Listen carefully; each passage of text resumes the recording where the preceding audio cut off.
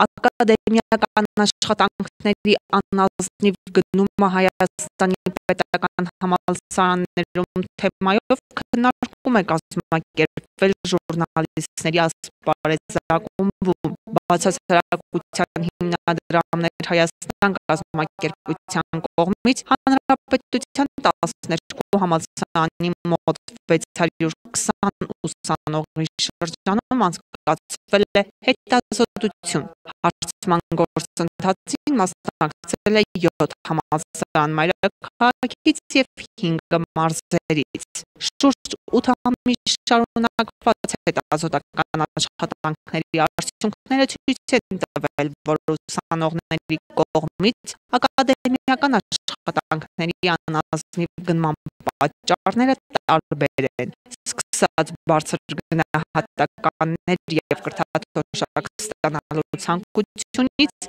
վերջացրած աշխատասիրության, ինչպես նաև անհրաժեշտ գրականության պակասով։ Ըստ ծրագիրն իրականացնողների, երևույթի տարածմանը մեր իրականությունում նպաստում են որոշ անհատներ, մասնագիտացված կենտրոններ, որոնք զբաղվում են ակադեմիական աշխատանքների վաճառքով։ Հետազոտության ընթացքում կատարված հարցումներից պարզվել է, որ այս ամենի վրա չկա պետական վերահսկողություն։ Մեր հիմնական նպատակն էր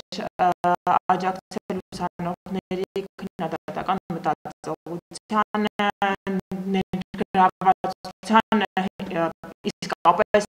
հետազոտական աշխատանքի մեջ, կատարել, օգտագործել տարբեր մեթոդներ հետազոտությունը իրականացնելու համար, նաև փորձել